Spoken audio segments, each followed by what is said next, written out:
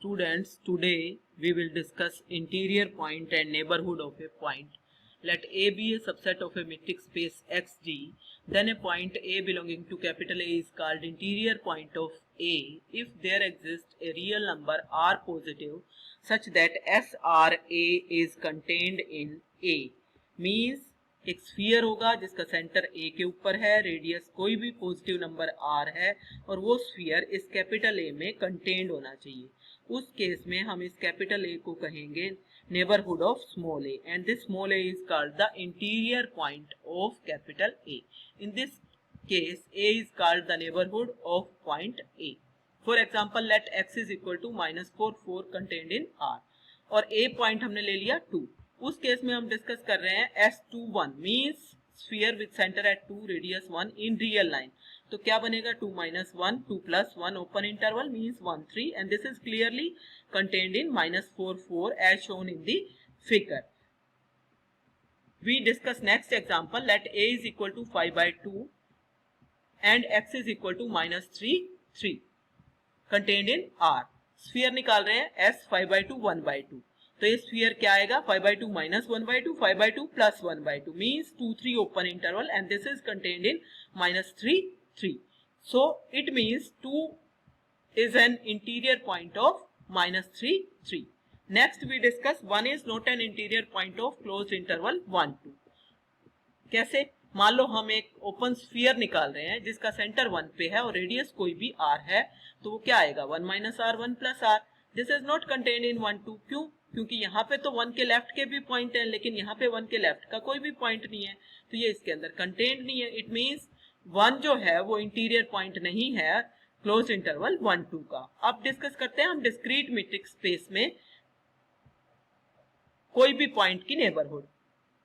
तो discrete metric space में metric लेने का तरीका होता है d of xy equal to 0 if x is equal to y and 1 if x is not equal to y. तो हम स्फीयर निकाल लें, sphere with centre eight a and radius half. वो क्या होगा हम पहले ही डिस्कस कर चुके हैं, सिंगलटन सेट होगा a. और क्योंकि ये small a point capital A के अंदर कंटेन्ड है तो इसका मतलब ये वाला जो स्फीयर है this is contained in a means a becomes neighborhood of small a and small a becomes interior point of A. Next, interior of a set कैसे डिफाइन करेंगे? The set of all interior points of A is called interior of the set A and is denoted by A के ऊपर हम छोटा सा circle लगाएंगे, इसको हम पढ़ेंगे A interior. That is x is an interior point of A. That is A interior is equal to union of SRX such that SRX is contained in A. मतलब सारे ओपन स्फीयर्स का union that is interior of A. अब हम कुछ important results discuss कर रहे हैं. First is कि आर का इंटीरियर क्या होगा? R interior is equal to R. Let X belongs to R be arbitrary then there exist R positive such that S R X is contained in R. क्योंकि by definition S R Y क्या होगा? Y belongs to S R X is y belongs to r such that d of xy is less than r. Thus x belongs to r interior and so r is contained in r interior. Also by definition r interior is contained in r, therefore both are equal. Therefore every point of r is an interior point of r and r is the neighborhood of all of its points. यहाँ पे क्या आना चाहिए? x आना चाहिए y की जगह. Then next example is AB open interval का इंटीरियर लेंगे तो वो क्या आएगा? सेम आएगा ए बी ओपन इंटरवल. उसके लिए एक पॉइंट ले लो, कोई भी आर्बिट्रेरी पॉइंट ले लो एक्स जो कि इस ओपन इंटरवल से बिलोंग कर रहा है. तो हमें ये पता है कि रियल लाइन के अंदर जो भी ओपन स्फीयर्स होते हैं वो ओपन इंटरवल ही होते हैं. तो इट मींस ए बी भी अपने आप में एक ओपन इंटरवल हो गया, ओपन स्फीयर हो गया जो कि एक्स को कंटेन करता है.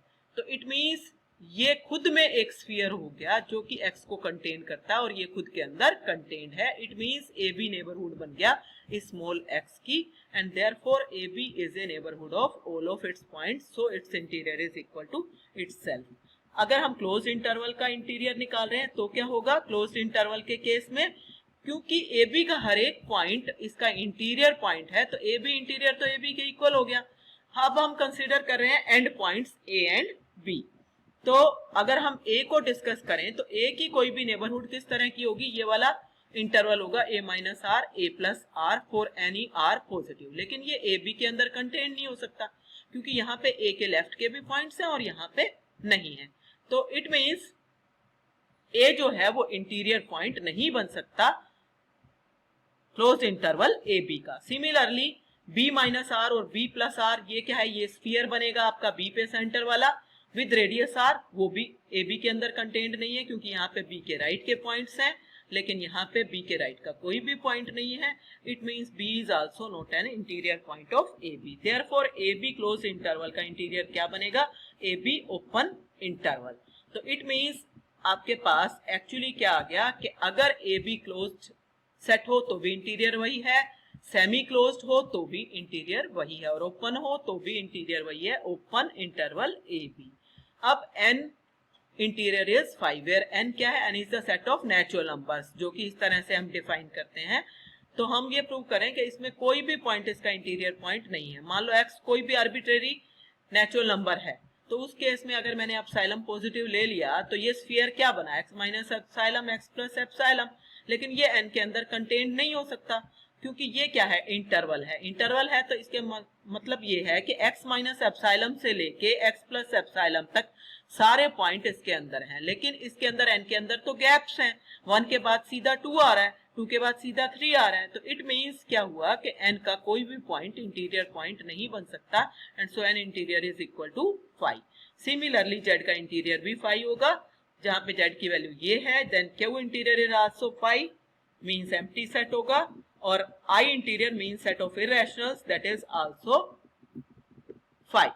अब अगर A को हम कोई भी फाइनाइट सबसेट ले लें रियल नंबर्स का, तो भी A इंटीरियर क्या होगा, 5 होगा। क्यों, क्योंकि x आपने मान लो कोई भी पॉइंट ले लिया A का, तो ये उसकी नेबरहुड बनी x minus epsilon x plus epsilon real line के अंदर, लेकिन ये A के अंदर कंटेन नहीं हो सकती। क्यों, क्योंकि लेफ्ट हैंड साइड जो है उसके अंदर तो इनफाइनाइट पॉइंट्स हैं और इसके अंदर फाइनाइट पॉइंट्स हैं, तो ये इसके अंदर कंटेन नहीं आ सकता, and therefore A interior is equal to 5। Next जो है एक थ्योरम डिस्कस कर रहे हैं, आसान सा रिजल्ट है कि अगर A और B दो सबसेट्स हैं मैट्रिक्स स्पेस XD के, उस केस में A intersection B interior is equal to A interior intersection B interior. Let X belongs to A intersection B interior. इसका मतलब X is an interior point of intersection B, means there exist some R positive कि X पे centre हो, R कोई भी radius हो, और वो किस में कंटेन होना चाहिए, A इंटरसेक्शन B में। तो अब एक चीज A इंटरसेक्शन B में तो दोनों में होगी, मतलब SRX A में भी होगा और SRX B में भी होगा। अब सिर्फ मैं अगर इसको देखूं तो इसका मतलब मेरे को ये पता चल गया कि X पे सेंटर वाला R रेडियस वाला एक स्फीयर A के अंदर है, इसका मतलब X कहाँ होगा, इंटीरियर में होगा A के, तो X belongs to A interior आ जाएगा। इसी तरह से X belongs to B interior आ जाएगा। जब ये इसमें भी है इसमें भी है तो इनके इंटरसेक्शन में होगा, सो A interior intersection B interior में बिलोंग करेगा। X आपने लिया कहां से था, यहां से लिया था और यहां पे आ गया, तो this set is contained in this. Conversely इसमें से एक पॉइंट ले लो यहां से और इसमें शो करना है, तो मान लो इसमें से आपने एक पॉइंट लिया, X belongs to A interior intersection B interior. इसका मतलब X belongs to A interior and X belongs to B interior, means there exist R1 positive such that SR1X is contained in A and there exists R2 positive such that SR2X is contained in B। अब ये दोनों के दोनों जो sphere है इनका centre तो X ही है ना, ये X सेंटर हो गया, एक की रेडियस R1 हो गई और एक की रेडियस R2 हो गई, मींस कंसेंट्रिक सर्कल्स के शेप में हम इनको शो कर सकते हैं। मान लो मिनिमम जो है वो इन दोनों का R है, तो अब जो मिनिमम रेडियस वाला सर्कल है वो तो दोनों सर्कल के अंदर है, इसलिए SRX is contained in SR1X and SRX is also contained in SR2X, means SRX जो है वो A के अंदर कंटेन्ड आ गया क्योंकि SR1X किस में था, A में कंटेन्ड था, और इसी तरह से SR2X किस में कंटेन्ड था, B में कंटेन्ड था, इसलिए SRX SR2X में और ये B में, तो SRX कंटेन्ड आ गया B के अंदर, means SRX is contained in A intersection B. So means X is an interior point of A intersection B, means X belongs to A intersection B whole interior, and so A interior intersection B interior is contained in A intersection B interior, and from 1 and 2 both are equal, and this proves the result.